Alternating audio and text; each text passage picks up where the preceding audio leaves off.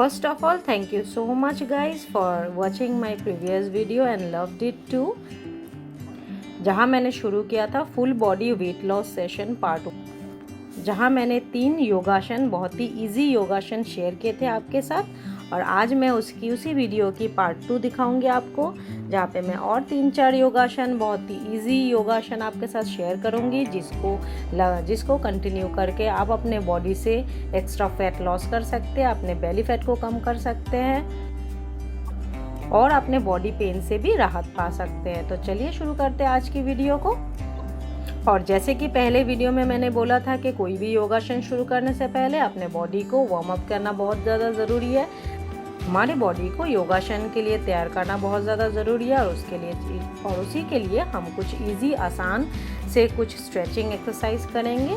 और जैसे कि उस दिन मैंने जो वार्म अप आपको दिखाए थे वही आप कर सकते हैं आज मैं और एक वार्म अप स्टेप आप इस वीडियो में ऐड करूँगी, जो है ताड़ासन।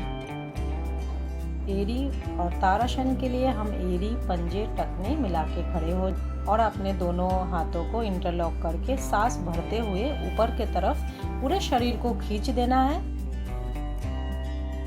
और शरीर को खींची हुई अवस्था में ही राइट साइड में मुड़ जाइए, अपने बॉडी को राइट साइड में ट्विस्ट कीजिए, फ्रंट में देखिए, फिर लेफ्ट साइड में ट्विस्ट कीजिए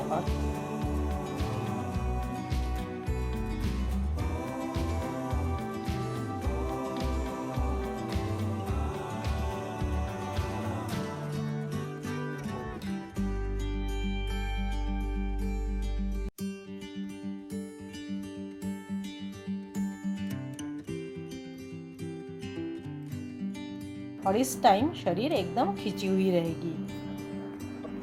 सांस लेते हुए शरीर को ट्विस्ट करना है और सांस छोड़ते हुए वापस आ जाना है। साथ ही हाथों को नीचे वापस ले आएंगे और अपने शरीर को ढीला छोड़ देंगे। 2 सेकंड के लिए ऐसे ही खड़े हो जाएंगे और फिर शुरू करेंगे हमारे नेक्स्ट आसन को। और नेक्स्ट आसन हम करेंगे सूर्य नमस्कार। अपने हाथों को अपने सीने से लगा के नमस्कार की मुद्रा में खड़े हो जाएंगे। अपने आंखों को सरलता से बंद कर लेंगे, दर्शन करेंगे और बंद आंखों से उगते हुए सूरज की दर्शन करेंगे। और इस पोजीशन में हमारी नॉर्मल सांस चलती रहेगी। मन शांत रहना है और कोई भी भावना अपने दिमाग में आने नहीं देना है। और साथ ही अपने दोनों हाथ को ऊपर की तरफ स्ट्रेच कर लीजिए, जितना हो सके स्ट्रेच को महसूस कीजिए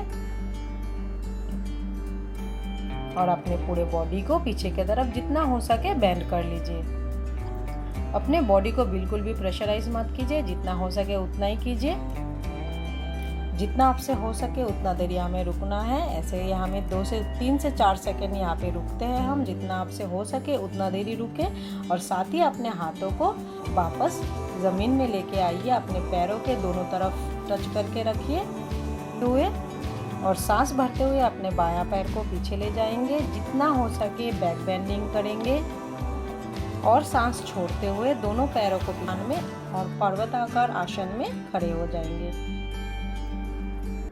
पर्वताकार आसन में हमें 2 से 3 सेकंड तक रुकना है। उसके बाद एक फट्टे की तरह अपने शरीर को बैलेंस करना है, कुछ इस तरह से।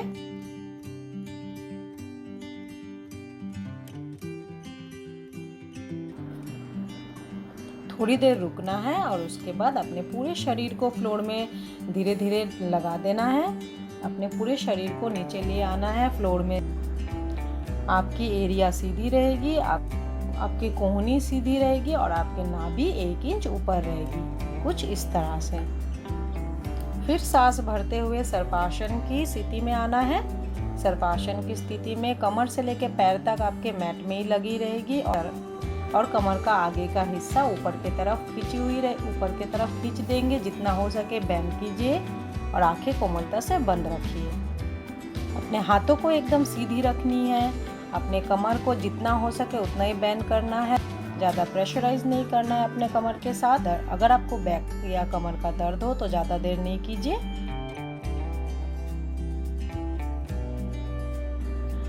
फिर सांस छोड़ते हुए फिर पर्वताकार स्थिति में आ जाए और अपने सर को जितना हो सके नीचे की तरफ झुका देना। अपने एड़ी को जितना हो सके फ्लोर के साथ टच करके रखना है। अपने घुटने को बेंड नहीं होने देना है और सांस भरते हुए जो पैर पीछे लेके गए थे उस पैर को आगे लेके आइए, अपने दोनों हाथ के बीच में रखिए और फिर थोड़ा सा बैक कर देंगे और सांस छोड़ते हुए दोनों पैर को सामने लेके आएंगे। अपने हम सर को घुटने में लगाने की प्रयास कीजिए। दोनों हाथ को दोनों पैर के अगल बगल लगा के रखिए और फिर सांस भरते हुए दोनों हाथ को ऊपर की तरफ एकदम खींच ले। थोड़ा सा बैक बेंडिंग कीजिए और फिर से नमस्कार की मुद्रा में आ जाए और दाएं बाएं से हाथों को सीधा कर लीजिए। अपने शरीर को बिल्कुल ढीला छोड़ दीजिए। और सूर्य नमस्कार 12 स्टेप में किया जाता है, तो इसको मैक्सिमम सूर्य नमस्कार 12 बार ही किया जाता है, लेकिन 12 बार भी बहुत ज़्यादा मैक्सिमम हो जाता है, तो हमें 3 से 4 बार ही करना है रोज़। और अगर आप ज़्यादा करना चाहते हैं तो जोर से जोर मैक्सिमम 5 to 6 टाइम्स ही कीजिए। अपने शरीर को ज़्यादा प्रेशराइज मत कीजिए कि ऐसा ना हो कि वजन घटाने की लालच में अपने शरीर को ही आप तकलीफ पहुँचाएं। और सूर्यासन के स्टेप्स को मैं साइड से भी एक बार दिखा देती हूँ। अब हम करेंगे शशांक भुजंगासन। शशांक भुजंगासन इसीलिए हम करते हैं क्योंकि इतनी स्ट्रेचिंग के बाद हमें ये आसन करना बहुत ज़्यादा ज़रूरी है। कोई भी योगासन के बाद लास्ट में शशांक भुजंगासन जरूर कीजिए, जिससे कि हमारी बॉडी के सारे नर्व्स, सारे पार्ट्स शिथिल हो जाते हैं, नॉर्मल हो जाती है। सबसे पहले हम उल्टे लेट जाएंगे और भुजंगासन की स्थिति में आ जाएंगे कुछ इस तरह से। अपने एरिया और टखने को मिला के रखिए। अपने हाथों को सीधे रखिए, अपना कोहनी मोड़ना नहीं चाहिए और जितना हो सके अपने कमर के आगे के हिस्से को पीछे की तरफ बेंड करने की कोशिश कीजिए। ऊपर की तरफ देखेंगे और वापस आते हुए अपने हाथों की तकिया बना के उसमें रिलैक्स करेंगे। 3-4 सेकेंड रिलैक्स करने के बाद और हिप्स को ऊपर की तरफ उठाते हुए एड़ी में टिका देंगे कुछ इस तरह से और फिर वज्रासन में बैठ जाएंगे। और इस स्थिति में अपने शरीर को थोड़ा रिलैक्स दीजिए, थोड़ा शांत से बैठे रहिए। और उसके बाद लास्ट हम करेंगे कपालभाति आसन। पेट की चर्बी कम करने के लिए या बॉडी के एक्स्ट्रा वेट लूज करने के लिए कपालभाति आसन से बहुत फायदे हमें मिलते हैं, लेकिन लगातार प्रैक्टिस के साथ। और कपालभाति आसन को 100 टाइम से शुरू करके 500 तक हम कर सकते हैं, 500 बारी कर सकते हैं। तो इस कपालभाति करने के लिए हम सुखासन, पद्मासन या फिर वज्रासन में बैठ सकते हैं।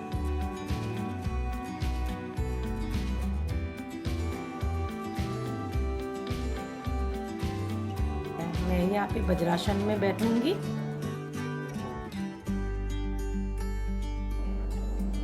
आपको जैसे ठीक लगे वैसे बैठ जाइए। आपके बैकबोन को, आपके पीठ को एकदम सीधे रख कर लीजिए। और साथ ही तो इस क्रिया का मेन काम है सांस को नाक के जरिए बहुत ही तेजी से छोड़ना है और साथ ही अपने पेट को अंदर की तरफ पिचकाना है। सांस लेने की प्रक्रिया को ज़्यादा गौर मत दीजिए क्योंकि वो नॉर्मली ही आप ब्रीद इन करेंगे और जब ब्रीद आउट करेंगे तब बहुत ही जोर से सांस को नाक के जरिए बहुत ही जोर से बाहर की तरफ फेंकेंगे और साथ ही अपने पेट को अंदर की तरफ पिचकाएंगे या खींचेंगे। तो शुरू कीजिए मेरे साथ। सांस को नॉर्मली अंदर लेना है और जोर से छोड़ना है और तेजी से बाहर निकालना है और साथ ही पेट को पिचकाना है। और ध्यान रखें, हर्निया और हार्ट पेशेंट वाले लोग इस क्रिया को ना करें। और या अगर इस क्रिया को करने के बाद आपको चक्कर आती है या कोई भी तरह का शरीर में इम्बैलेंस लगती है तो डॉक्टर के साथ ज़रूर कंसल्ट करें।